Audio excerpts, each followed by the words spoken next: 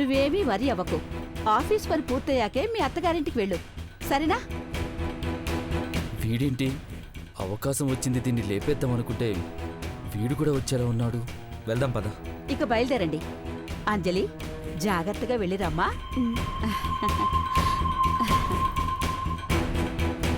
ఆగండి, ఆగండి, ఆగండి, ఆగండి. మళ్ళీ ఏమైతే? ముగ్గురు కలిసి బయటికి వెళ్ళకూడదు. అర్జున్, ముందు నువ్వు వెళ్ళి పని పూర్తి చేసుకుని మీ అత్తగారింటికి వెళ్ళు. అభయ్, అంజలి 2 నిమిషాల తర్వాత వస్తారు. అలాగే అమ్మా. బాయ్ అంజలి. చూడంజలి, ఎవరో వస్తారు ఏదో ఉద్ధరిస్తారని కూర్చుంటే నీ జీవితం అటకెక్కుతుంది.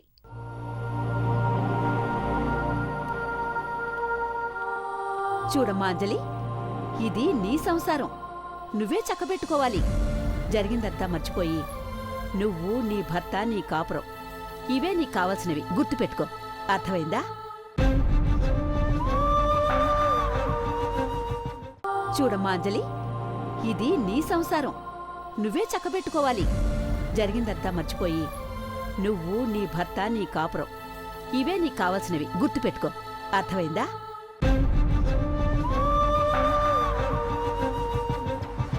గుర్తు పెట్టుకోవడానికి అది ఈ రోజు తర్వాత బతికుంటే కదా. అరే అభయ్, అమ్మాయిని తీసుకెళ్తున్నావు, కారు నెమ్మదిగా పోని, అర్థమైందా?